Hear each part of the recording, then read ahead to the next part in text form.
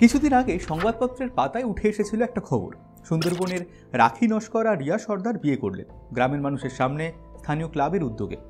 ঘটনাটা যতটা সরল আমাদের সমাজের চোখে ততটাই অস্বাভাবিক।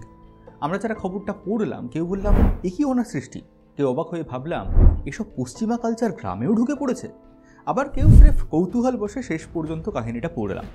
বিয়ের পর রিয়া বলছিলেন, আমরা আমাদের ইচ্ছাকে মর্যাদা দিয়েছি, ভালোবাসাই তো বড় কথা। মহিলা পুরুষকে ভালোবাসবে, পুরুষ মহিলাকে ভালোবাসবে, কে বলেছে? সত্যিই তো, কে বলেছে? আমরা কেউ বলতে পারি প্রকৃতি, এটা প্রাকৃতিক নিয়মের বিরুদ্ধে, কিন্তু সত্যি কি তাই? কারণ আপনি যদি মানুষের বাইরের প্রাণী জগৎটাকে দেখেন, দেখবেন 1500-র বেশি প্রজাতিতে স্বাভাবিকভাবেই হোমোসেক্সুয়াল আচরণ দেখা যায়। পাখি থেকে স্তন্যপায়ী, ডলফিন, বেবুন, শিম্পাঞ্জি, পেঙ্গুইন, তালিকাটা অনেক লম্বা, যারা কিন্তু প্রকৃতিরই অংশ। এখন কেউ বলতে পারেন মানুষ তো আর পশু নয়, মানুষের সভ্য সমাজে এসব কখনো ছিল না, অন্তত ভারতীয় সংস্কৃতিতে তো নয়। তাই কি প্রাচীন ভারতে কি সমকামিতা ছিল? থাকলে আজ আমরা যেভাবে দুজন মেয়ে বা দুজন ছেলের সম্পর্ককে দেখি, প্রাচীন সমাজ কি সেভাবেই দেখত? নাকি তখনকার দৃষ্টিভঙ্গি ছিল সম্পূর্ণ আলাদা? আজ এই পর্বে আমরা কোনো পক্ষপাত বা অস্বস্তি নিয়ে নয়, শুধু ইতিহাসের পথ ধরে দেখে নেব বেদ, উপনিষদ, রামায়ণ, মহাভারত, পুরাণ, কামসূত্র, ধর্মশাস্ত্র আর প্রাচীন ভাস্কর্যে সমকামের কোনো স্পষ্ট বা সূক্ষ্ম চিহ্ন আসলেই মিলছে কিনা। কারণ যে ইতিহাস আমরা ভুলে গেছি বা যা ঢাকা চাপা রয়েছে, সেই ইতিহাসটাও ফিরে দেখা জরুরি। চলুন চোখ মেলে দেখে আসি প্রাচীন ভারতে সমকামের প্রকৃত ইতিহাস।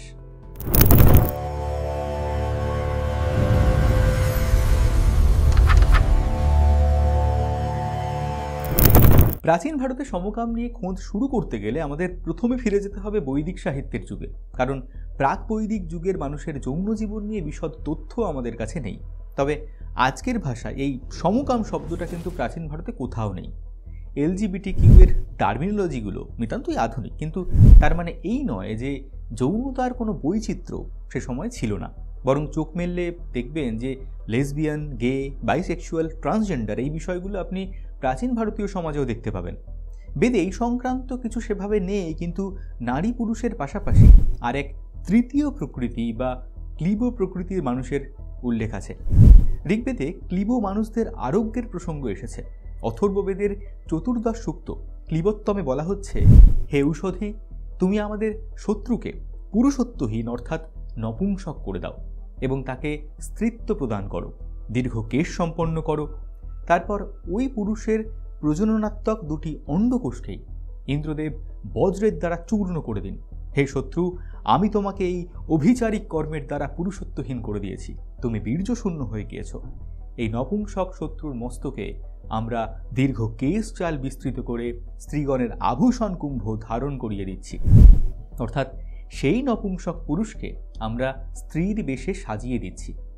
এই কথাগুলো শত্রুর উদ্দেশ্যে বলা হলেও একটা বিষয় পরিষ্কার, যে সেকালের সমাজে পুরুষত্বহীন নারী স্বভাবের পুরুষ ছিল, যারা স্ত্রী সঙ্গ করতো না, নারীদের মতো বেশভূষা করত। আর এই বিষয়টাকে অসুস্থতা ও অভিশাপ হিসাবেই দেখা হতো, কারণ দুটো ক্ষেত্রেই ঔষধের প্রসঙ্গেই কিন্তু কথাগুলো এসেছে। প্রশ্ন হচ্ছে, এই প্রকৃতির মানুষদের জীবন, জীবিকা, যৌন জীবন কেমন ছিল?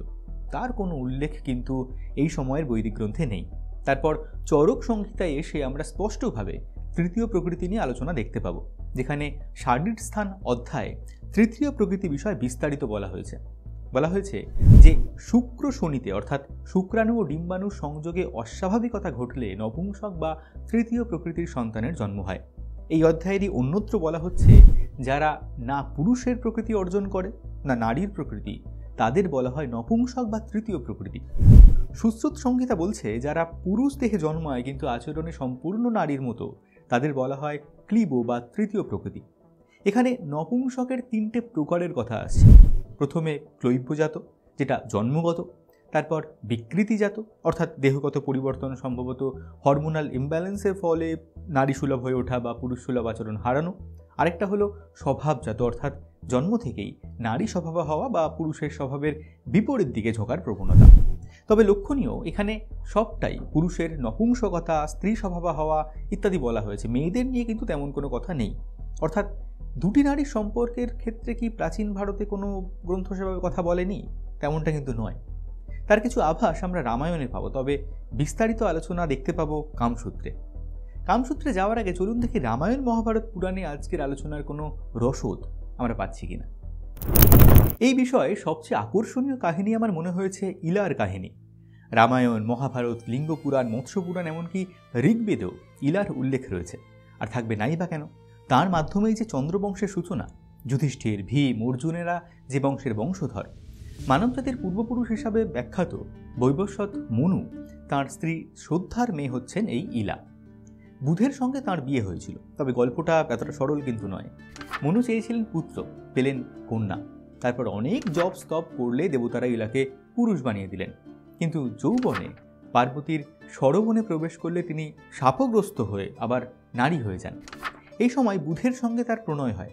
রামায়ণে বলা আছে যে পার্বতীর আশীর্বাদে ইলা 1 মাস পুরুষের আর 1 মাস নারীর জীবন কাটাতেন। ইলা বুধকে বিয়ে করলে 1 মাস তিনি নারী হিসাবে বুধের সঙ্গে দাম্পত্য জীবন কাটাতেন। তারপর আবার একজন পুরুষ হিসাবে বুধের নির্দেশনায় তপস্যা করতেন। এইভাবে 9ম মাসে ইলা পুনর্বার জন্ম দেন। তারপর শিবের তপস্যায় ইলা চিরতরে তার পুরুষত্ব ফিরে পান, কিন্তু তারপরেও তিনি রাজত্ব করতে পারেন। তার জায়গায় সিংহাসনে বসেন তাঁর ভাই ইক্ষ্বাকু, যিনি সূর্যবংশের প্রতিষ্ঠাতা ও রামের পূর্বপুরুষ। এই কাহিনীর নানা রকম বৈচিত্র্য রয়েছে, কিন্তু মোটের ওপর আউটলাইনটা এক। এই ইলাকে আপনি কি বলবেন? ইলা ও বুধের সম্পর্ককে আপনি কিভাবে দেখবেন? বৃহদারণ্যক উপনিষদে সৃষ্টির আদিকে কল্পনা করা হয়েছে এক শরীরে পুরুষ ও নারীর মিলেমিশে থাকা একটা সত্তা হিসাবে। পরে সেই সত্তাই 2 ভাগে ভাগ হয়ে গেছে, পুরুষ আর নারী, অর্থাৎ এক দেহে এক মনে 2 লিঙ্গ চেতনা। ইলার কাহিনী পদকটা কিন্তু তেমনই। ইলা আদতে নারী। পরিবার ও সমাজের প্রত্যাশা আর বড় হয়ে ওঠার প্রভাবে তাঁর নারী সত্তাকে ছাপিয়ে উঠেছিল পুরুষ সত্তা। কিন্তু তাঁর যৌন জীবন যাপিত হলো একজন পুরুষের সঙ্গেই। তিনি মা হলেন, অথচ আবাল্য নিজেকে পুরুষ হিসাবে দেখা মনটাকে কি ছাড়তে পারলেন না। তাই কি ইক্ষ্বাকু পুনর্বা গল্পকথায় থাকলেন আর ইলাকে অন্তরালে থাকতে হলো, প্রান্তিক হয়ে যেতে হলো? বিষয়টা ভেবে দেখতে পারেন। ইলার মতো আর কাউকে কি আপনার মনে পড়ছে মহাভারতে? শিখণ্ডিনী। দ্রুপদ চেয়েছিলেন পুত্র সন্তান, হলো কন্যা, কিন্তু দ্রুপদ তাকে বড় করে তুললেন ছেলের মতোই। দশার্ণরাজ হিরণ্যবর্মার মেয়ের সঙ্গে তাঁর বিয়ে দেওয়া হলো, কিন্তু বিয়ের পর স্বাভাবিকভাবেই সত্যিটা সামনে আসে যে শিখণ্ডিনী দেহগতভাবে একজন নারী। এই প্রবঞ্চনায় হিরণ্যবর্মা ক্রোধিত হয়ে দ্রুপদের রাজ্য আক্রমণ করতে উদ্যত হলে মনের দুঃখে বনবাসী হন শিখণ্ডিনী। সেখানেই তিনি এক যক্ষের সঙ্গে সাময়িকভাবে লিঙ্গ বিনিময় করেন। হিরণ্যবর্মা তারপর কামকলা নিপুণ একদল দাসীকে পাঠালে শিখণ্ডিনীকে নিজের পুরুষত্ব প্রমাণ করতে হয়। তারপর সেই যক্ষের প্রতি কুবেরের অভিশাপের কারণে যক্ষ আর পুরুষত্ব ফেরত পাননি। তাই শিখণ্ডিনীও শিখণ্ডী হয়েই বাকি জীবনটা কাটান। কিন্তু সমাজ কি তাকে পুরুষ হিসাবে স্বীকৃতি দিয়েছিল? দ্রুপদের মেয়ে বলে ভীষ্ম তার সঙ্গে কিন্তু যুদ্ধ করেননি। শিখণ্ডী দ্রোণাচার্যের কাছ থেকে পুরুষ পরিচয়ে অস্ত্র শিক্ষা করেছিলেন বলে দ্রোণও তাকে শঠ বলেছিলেন। ভীষ্মের প্রতি অম্বার প্রতিশোধ, অম্বার পুনর্জন্ম ইত্যাদি কাহিনী থেকে একটু সরে এসে কেবল শিখণ্ডিনীকে নিয়ে ভাবলে তাঁর গল্পটাও কিন্তু ইলার থেকে আলাদা কিছু নয়। মহাভারতে শিখণ্ডী ব্যতিক্রম নন। এরকম গল্প আছে অনুশাসন পর্বে রাজা ভঙ্গাসনের। ভঙ্গাসন অগ্নিকে আহুতি দিয়ে যজ্ঞ করলে ইন্দ্রের আবাহন না করার জন্য ইন্দ্র রেগে যান এবং অভিশাপ দেন যে তিনি পুরুষ থেকে নারী হয়ে যাবেন। কিন্তু তারপর অনেক কাণ্ড হয়ে ইন্দ্র যখন তাকে তার পুরুষত্ব ফিরিয়ে দিতে চাইলেন, তখন ভঙ্গাসন বলেছিলেন তিনি তার পূর্বরূপ ফিরে পেতে চান না, কারণ স্ত্রী জীবনে তিনি বুঝেছেন যে স্ত্রী পুরুষের মিলনকালে স্ত্রীরাই বেশি সুখ পায়। আমরা প্রথমে অথর্ববেদের একটা শ্লোক উদ্ধার করেছিলাম, মনে আছে? যেখানে শত্রুকে নপুংসক বানিয়ে মেয়েদের মতো বেশভূষায় সাজিয়ে দেওয়ার কামনা ছিল। সেখানে প্রার্থনা করা হয়েছিল যে ইন্দ্র যেন তার বজ্র দিয়ে সেই শত্রু দুটো অন্ডকোষ নষ্ট করে দেন। এখানেও ভঙ্গাসনের প্রতি ক্রুদ্ধ ইন্দ্র তেমনটাই তো করছেন। তারপর পুরুষত্ব হারিয়ে ভঙ্গাসন পুরুষের সঙ্গে যৌন জীবন কাটাচ্ছেন, সুখী হয়েছেন, আর তাই তিনি সেভাবেই গোটা জীবনটা কাটিয়ে দিতে চাইছেন। মহাভারতে আরেকটা কাহিনী রয়েছে ইরাবানের। মহাভারতের দক্ষিণ ভারতীয় সংস্করণে ইরাবান পরিচিত আরাবান নামে। মূল মহাভারতের যুদ্ধে ইরাবানের মৃত্যু হয়েছিল, কিন্তু দক্ষিণ ভারতীয় ভার্সনে দেখা যাচ্ছে কুরুক্ষেত্রের যুদ্ধে পাণ্ডবদের বিজয়ের জন্য একজন বীরের দেবীর কাছে নিজেকে উৎসর্গ করার প্রয়োজন ছিল। ইরাবান দেবীর কাছে আত্মোৎসর্গ করতে রাজি হলেও কৃষ্ণের কাছে তিনি 3টে আর্জি জানিয়েছিলেন, যার মধ্যে তৃতীয় কামনাটা ছিল মৃত্যুবরণের আগে তিনি বিয়ে করতে চেয়েছিলেন। কৃষ্ণ মোহিনী রূপে তখন তাকে বিয়ে করেন এবং একদিন তারা একত্র বাস করেন। তারপর যুদ্ধে ইরাবানের মৃত্যু হলে মোহিনীরূপী কৃষ্ণ ইরাবানের জন্য বিবাহিত নারীদের মতো একদিন শোক পালন করেছিলেন।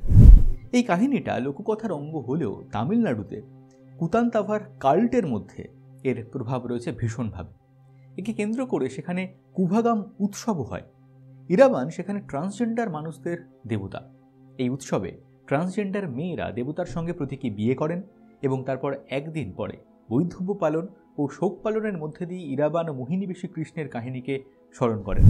মোহিনীর কথা বলতে গিয়ে মনে পড়ছে একটা পৌরাণিক প্রসঙ্গ। ব্রহ্মাণ্ড পুরাণ থেকে অগ্নিপুরাণ, লিঙ্গ পুরাণ ইত্যাদি প্রাচীন কাহিনীতে বিষ্ণুর মোহিনী রূপের কাহিনী রয়েছে, যার উৎস কিন্তু ভাগবত পুরাণে, যেখানে সমুদ্র মন্থনে ওঠা অমৃতকে অসুরদের হাত থেকে রক্ষা করার জন্য বিষ্ণু মোহিনী রূপ ধারণ করেছিলেন।